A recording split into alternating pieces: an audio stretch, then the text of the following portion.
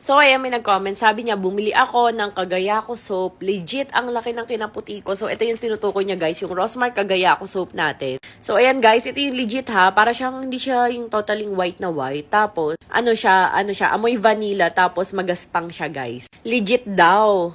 Ayan, laki daw ng pinuti niya. Kasi guys, ito is 10 times instant whitening, pimple and scar remover. Grabe talaga yung effect nito. As in, 49 pesos lang to. Tapos pag bumili ka ng 10, 2.99. So parang 29 pesos na lang ang isa. Ito yung sabon na bawal talagang mawala sa aking skincare routine. Ayan. Ayan, nangati yung mata ko kanina kasi may pumasok na pilik mata.